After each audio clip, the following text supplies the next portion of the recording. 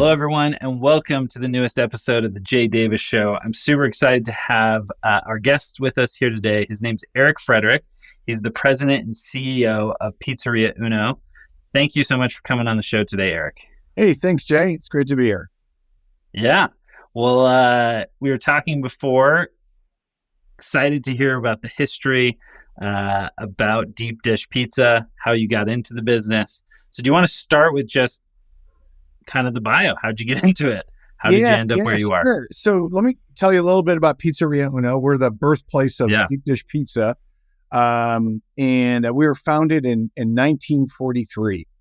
And what's kind of cool is if you think about an NFL coaching tree, there's a lot of former Uno employees who spun off and done their own thing and built decent brands and all that kind of thing. So the brand's been around since 1943.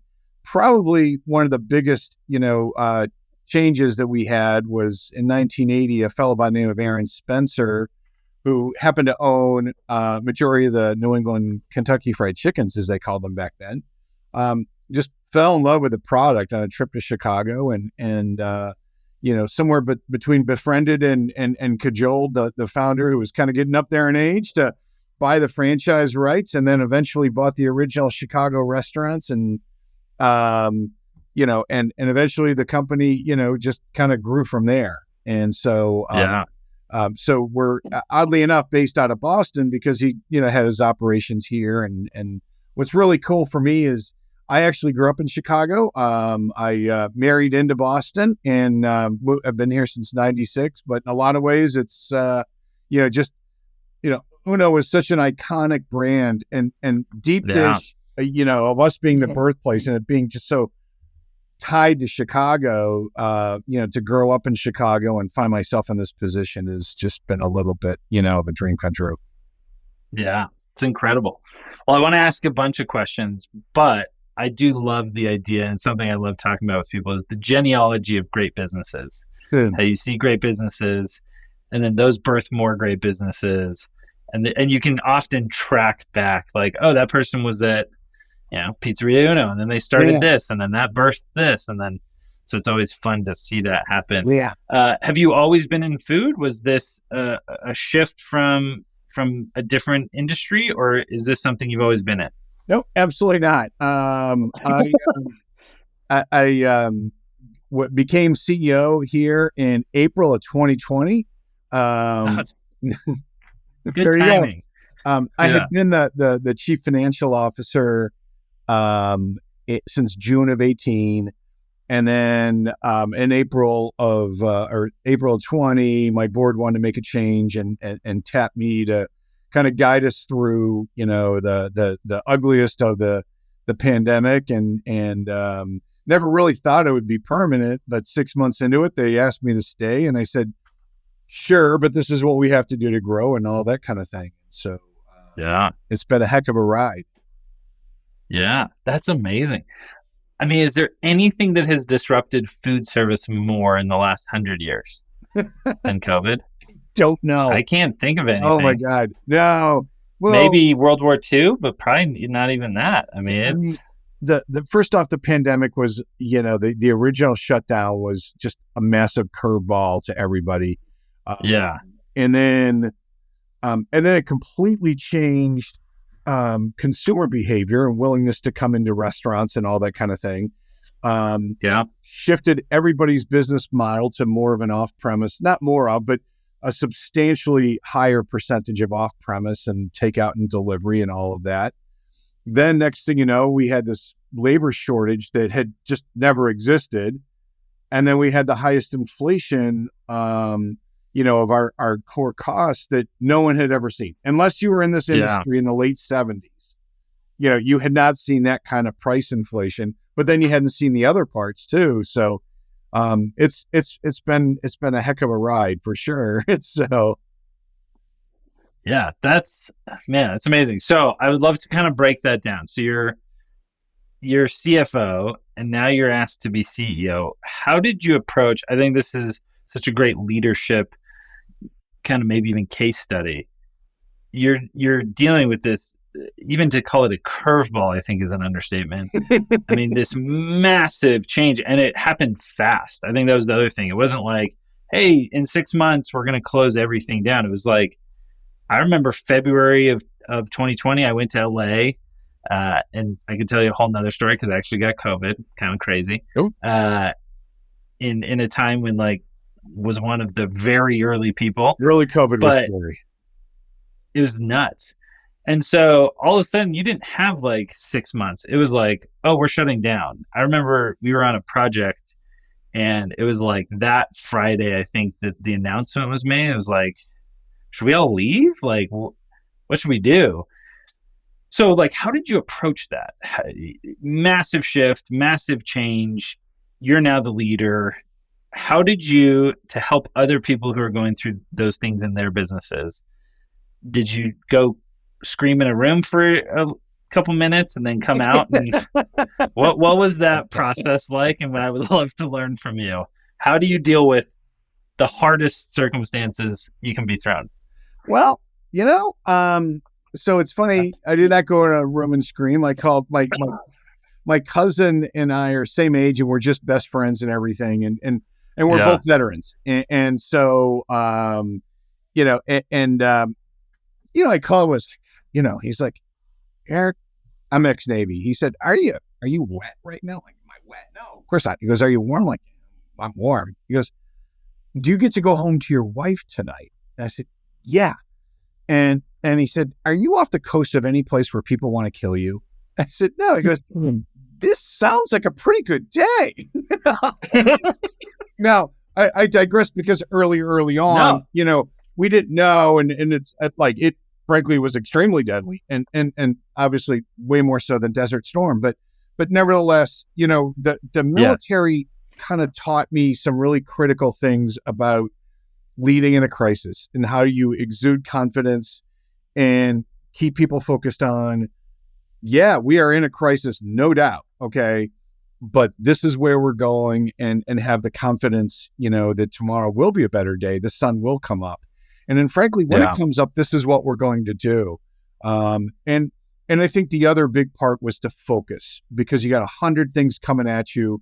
And to be able to, sort of say, this is what's really important. And then the third thing is sort of an old kind of a military saying of adapt, adjust, overcome, because things were changing so fast, and so that was a big part of it, coming into it.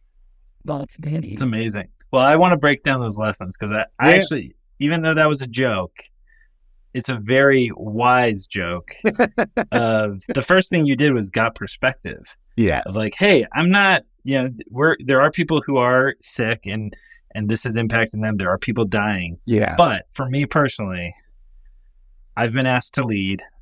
It could be worse.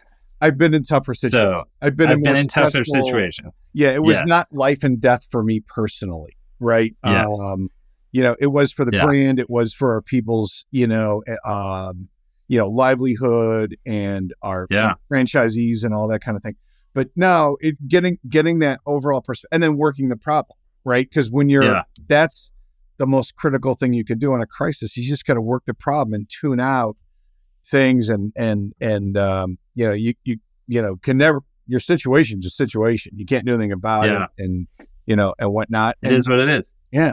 So that's awesome. I love that. I actually think that's such a great. I don't know if you were a Lost fan of the TV show Lost. I never saw it. So many good things. Okay.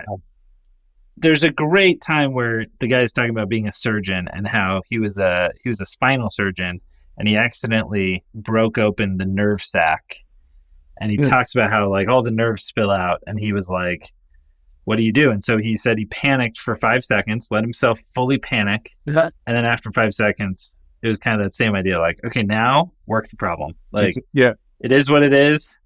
You got to solve it. And that just, you saying that made me think of that. And I think that's great advice.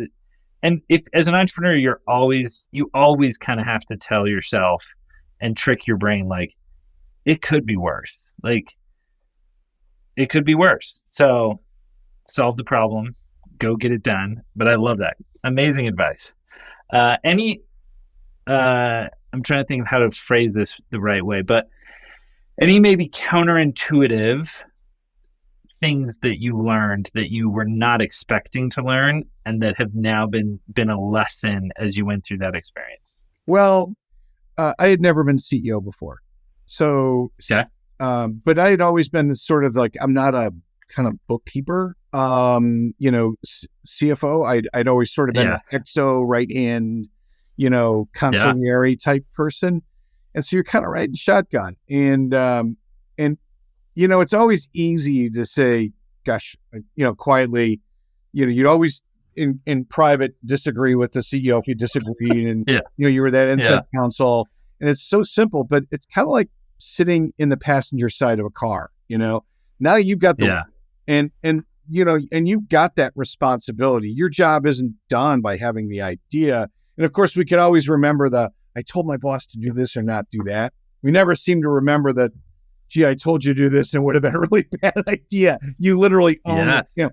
And so that was the other thing. But the other is I quickly realized, because I had an all hands meeting, maybe 4 hours into 3 hours, into being notified by my chairman with all my leadership team, one of whom had not heard until then that, hey, this is the situation.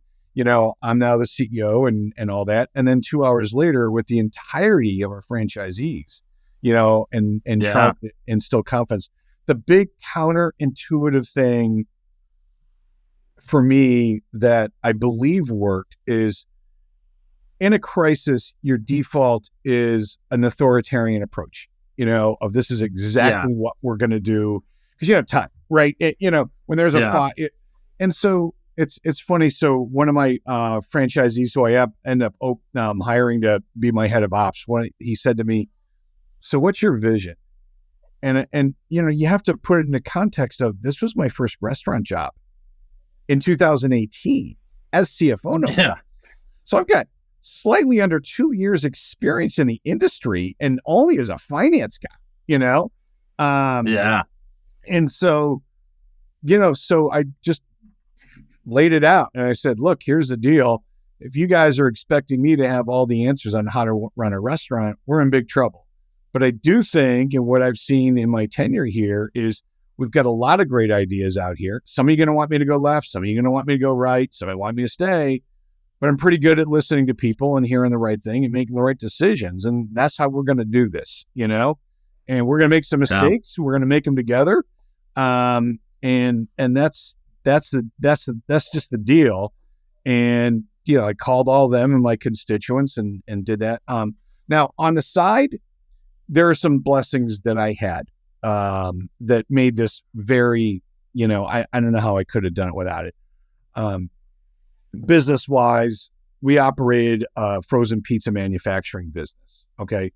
Not very big, but big enough. And I knew that was an opportunity for us to really step on the gas there, because one way or another, people wanted their pizza, and so we really stepped on the gas there. And when everything was cutting back, it would have been easy to do across the board cuts, but we actually did some things to keep the sales force around and then sent them to do even more. And that ended up with a very, very happy ending.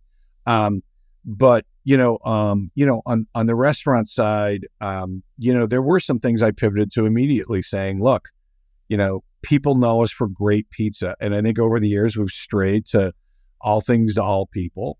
And, and I say this as a guy who was from Chicago, living here for, the better part of 20 years before I came to work here. Yeah. And I saw kind of the stray away from pizza. And I said, we've got to be really good at pizza. And I took a page from Howard Schultz's book. The first time he came back to be CEO, he literally closed the cafes and they just made coffee because they'd gotten away from it, and they did to it. So, we implemented this perfect pizza program, and everything from, hey, this step is getting in the way of this. And if we add 2 minutes to cook time, it's going to come out so much better, and on, and bought some equipment that made it better and more consistent. And I think, just even if that wasn't the exact right thing we did, it gave focus. When we come out of this, we're going to be about pizza and getting back to our roots, and frankly, what our brand knows, and all of that. So, that was a big part of those first couple of weeks, and of course, getting the team together. So. Yeah. I love it. I wrote down default. Your default is always going to be the authoritarian approach, and I think that's such an amazing lesson. I notice anytime a challenge comes, when you said that, I was like, oh my gosh, that's so true. The default reaction as a human being is just to be like, okay, I'm just going to start laying down the law and act like a jerk and just be like, everyone's going to listen to me and do exactly what I say. And if you do that, you can't react because it's like, okay, and there's so many great military examples of that being disastrous when even you're then, not listening and reacting. There's a fire in the room. Go put the fire out. No, go turn off the electrical supply to that room first. And if you're in this, go, full steam ahead this way, people won't talk to you. They won't say you're about to roll right off the cliff, and all that. And so, you have to fight that instinct. And so that was a kind of, to your question about counterintuitive, that was probably one of the biggest ones out there. Yeah. So as you guys have come out of the pandemic, that's given you guys a lot of focus. Are you, I feel like we hear so often, like it's a whole new world. How are you approaching that? Because I think that's something that every entrepreneur, it's a balance. There's times, and this is one of the counterintuitive things that's difficult. There's times when you got to innovate and come up with new ideas. There's times where you got to get back to what makes you great. Sometimes the innovation is what makes you great. How do you guys think through that? I think you also have this incredible, we said no math before we started. So I'm trying to do 1846, 60, 80 year history. You have this amazing 80-year history of the business. How do you balance being true to that while also developing and growing the business? So how do you approach that problem? Because I think it's something almost every entrepreneur, executive I've ever talked to, that's a huge question in their mind is how do I approach, and what is my vision, and what's the right strategy? Well, it's if you've ever read the book Good to Great, one of the most important things is preserve the core, right? And our core is, it's not just amazing pizza, but it's this pizza joint experience. I mean, one of the things that just absolutely makes my day is I'll bump into somebody and, I was just, on vacation this last week and I bumped into this couple and they're like, oh my God, I went to school in Chicago and we went to Uno all the time. It was such an amazing place. Like that's part of our heritage. It's more than just, we went to this other brand or whatever, and it was just a great place to go out to the movie. There's so many people we've met who've had their first dates there.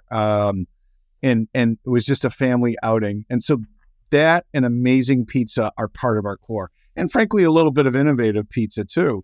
And so if that's really the core, the company built out in casual dining, and that became a little bit of an issue.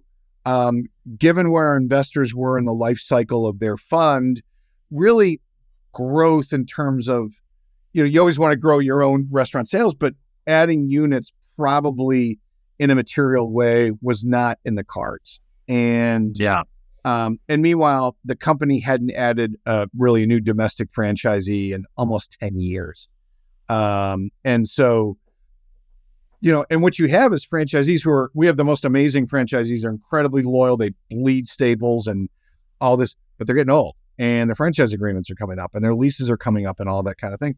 So we had to pivot to a different growth strategy. And, and really what that had to be centered around that hospitality, and great pizza. Which means going to a takeout only concept you're missing something really important, right? Yeah. And you do takeout, you don't care about hospitality, but that's a big part of who we are, and frankly, what we're good at. And so why would you leave that on the table? And now you're competing with people who compete on price. I mean, ultimately, I think there's cheap pizza, there's fast pizza, and there's really good pizza. And we compete in the really good pizza. So what we did is we basically said, okay, we're going to continue, with our casual dining restaurants, and we're going to optimize their profits as much as possible and all that. but we've got to come up with a new franchise concept. And frankly, what we're doing is we're partnering with hotels that have to have full service restaurants because their brand insists on, like a full service Holiday Inn or, certain Marriotts and Hiltons and whatnot. And we're saying, gee, you're losing money on your restaurant. We know you want to run your restaurant as badly as we want to open a hotel, right? Yeah. And so turn your full service restaurant into an Uno. And one, you're going to get all the revenue you've already been getting, but at a lower food cost because pizza is cheaper to make than everything else. But all that takeout pizza you see come in your front door, that's now yours. You'll go on DoorDash, and believe it or not, you'll get takeout business. And then, which we were pleasantly surprised, we've got a Delta by Marriott that has a good amount of business of people from the local community coming into their restaurant to eat. And I just, there's some city restaurants with nice upscale, restaurants. I get it. But I just don't say, honey, we're going to go to the suburban Marriott tonight for dinner. And so it's just been taken. I've never eaten in a Marriott restaurant, except I was staying at the restaurant. Yeah. And even then, usually not. There's other stuff around. Yeah. And so now, it's right point. there. We have a brand they know. It's very a defensive position. And what's great is we try and catch them when they're already doing a remodel. So their incremental cost is de minimis, so that all of a sudden they're getting double, triple their rent. And so we found like a niche where our brand, and one of the reasons, like, when you're in the franchise business, we could go after people with Meineke break shops. And they got 20 of those and say, hey, why don't you diversify to pizza? They'll never get hospitality the way hoteliers do. They may not want to run a restaurant, but they've got great hospitality. And then qualify them as a potential franchisee. All you have to do is look at their scores on social media. And, I had one fellow who wanted to do a fairly large deal with me, and all of his hotels had like 3 stars. If he won't take care of his own brand, he won't take care of mine, And so, and it really helps, sorry. You can do all the training you want, but you got to have some degree of passion for hospitality to really turn it out, right? And so that's where, so in terms of like new world, we adapted and said, this is the way the world's going. People aren't going in to eat, yet we've got a big box, and a labor-intensive model in, a big casual dining restaurant. How do we take our brand and use it in a way to grow? And that's what we're doing. I love that. That is so awesome. Well, exactly like you said. I mean, you go to a Marriott or something like that, and they have a restaurant. You're like, I've never heard of that restaurant. I don't really know that I want to take a gamble. It might be good. It might not be good. But a brand like Uno, and you're like, oh, I know that brand. I'm going to go eat it. And if you have kids, you're getting pizza. And if you brought your entire lacrosse team there, you're getting the pizza. Yeah. And by the way, you might order a beer or two, which the hotel's absolutely not selling you if you went someplace else. So yes. Yeah. No, that is amazing. That is such a great example. Well, where do you see it going from here? Like what other things are you guys working on? What are you excited about personally as you think about the future? What gets you pumped? Yeah. So, there's, in the franchise business, you really have 2 customers. You've got the franchisees who, your brand is, have I made you money? Am I, am I supporting you as a franchisee and all that kind of thing? And so clearly I'm very super excited about our foray into the hotel world. What I'm just incredibly proud of, and excited about is we've really innovated a lot with pizza. So people know our brand for deep dish pizza. Believe it or not, we've had a thin crust since like 2006. I grew up in Chicago. My dad was a thin crust guy. We just didn't eat deep dish at every meet, And so, And so, I guess it was 2021, Detroit style pizza, which has been around since 1946, became sort of the it pizza, if you will. It's phenomenal. Have you ever had it? Oh, you got to get I should have told you this before. I'm the biggest pizza nut in the world. No. And so I'm obsessed with pizza. So yes, I love Detroit. I love Chicago. As I mentioned, grew up in Chicago. But yeah, Detroit is super interesting. And so by the way, one of the things I did not do is we had furloughed our head of culinary. Terrific guy, terrific chef and all this. Yeah. But at the end of the day, if we're pizza focused and he really wasn't a pizza guy, meanwhile, I've got 80 restaurants and everyone has a culinary lead who, went to school for it and don't want to just be told to, here's the recipe, now make it. So we threw innovation back out to the field, right?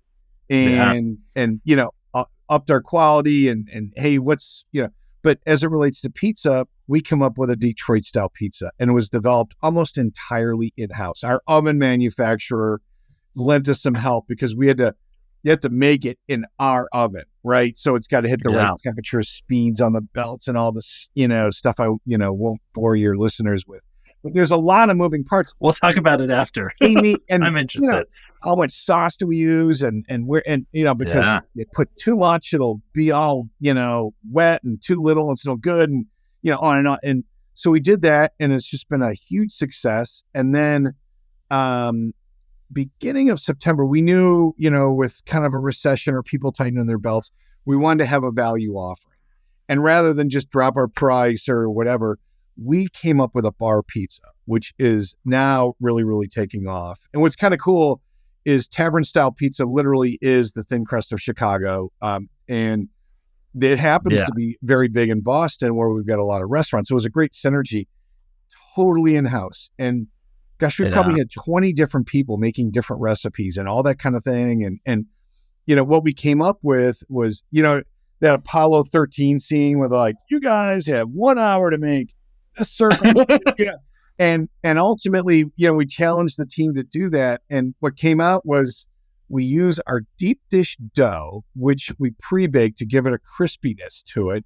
We then use our Detroit style sauce, which we experimented with how much and all that kind of thing. Yeah. And the cheese from our thin crust and a bunch of other things. So it was sort of like all these different elements. Because I said, we're not going to bring in more flour. We're not going to bring in a new SKU. Figure it out with what we've got. And it is phenomenal. And it's a $9.99 pizza. So you can't go wrong with that. And, it's a little probably too small for two guys, but anyways, great little bar pie.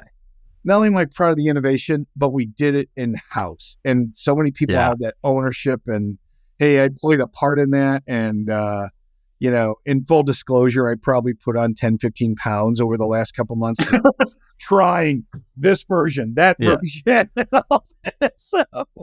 So that is the worst part about pizza, that it's so good. You just want to eat it all the time. One of our constant struggle. Imagine, one of our perks, go figure, is we get lots of free pizza, and it's like reverse Atkins diet. When my favorite food is free, you got to be careful. And I'm literally like, it's a good idea for me to go to the restaurants and try it. Make sure, for quality reasons. So, anyways, like, honey, this is my job. Yeah, I am required. That's amazing. I love the idea, and I think that's such a brilliant piece of advice that for every CEO is throwing that innovation back to the team. We had our all hands today for our company and our customer service people.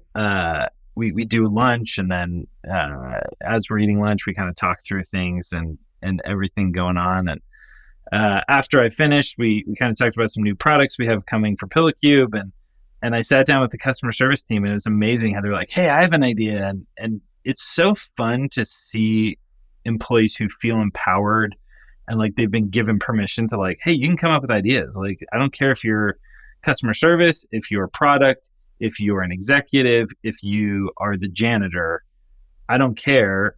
I want people thinking about this, and I want everyone feeling comfortable saying, hey, there's a place where I can throw out ideas, because it's amazing how, the customer service team, they were just throwing out stuff because they talk to our customers every day, all day. And so they know what people are thinking and saying. And so I love that idea of that innovation going back to the restaurants where you have trained culinary chefs and leads who they know how to make food, and let's let them do it. Yeah. And but part of leadership is to kind of direct that, because one of the hot food things out there right now is bowls, like acai bowls and things like that. But that's not us. And so if you've got to give them that we're looking for this thing in pizza and figure give them direction. Yeah, that there's some general guardrails and all that kind of thing. To this is where we're looking and all that kind of thing, and it ends up working out. The other thing for every CEO is people always say, oh, you should go on Undercover Boss. They all know me because I go to my restaurants because you find out so many things that happen in restaurants. So they didn't train us on this, or they came up with like, oh gosh, what was it the other day? We changed the way our point of sale system classifies the non-alcoholic beverages. Do you have any idea how boring that is? But if you work in the bar, that you don't get tipped off of that anymore. We had no idea. But I sat there, talked to the bartender. It was a flip of a switch. We just, and so you get out there and, so you just got to do things like that. You got to talk to your peeps. So true. And I think that's a natural tendency. You guys are a much bigger operation than we are, but it's amazing how your business starts to grow and you just start to have more distance from your customers, from your people. And you have to constantly fight. And I love that reminder of there's little changes that you can make that you don't even think about because it doesn't impact you. You're like, I don't know what the difference is between tipping on alcohol or I didn't know we made that change. And then you interact with your people and it's like, hey, you made a change that impacts my paycheck and how I provide for my family. And it's amazing how we thought we were the way the technology worked and there was a unintended consequence, and there you go. Love that. Such great advice. That is amazing. Well, Erik, it's been so fun talking. Like I said, as a pizza nut, I always love talking pizza, but your leadership lessons have been incredible. So thank you for being willing to come on, share your wisdom and your advice. We really appreciate it. You bet, Jay. It's been a pleasure being here. A lot of fun. Awesome. Thanks so much.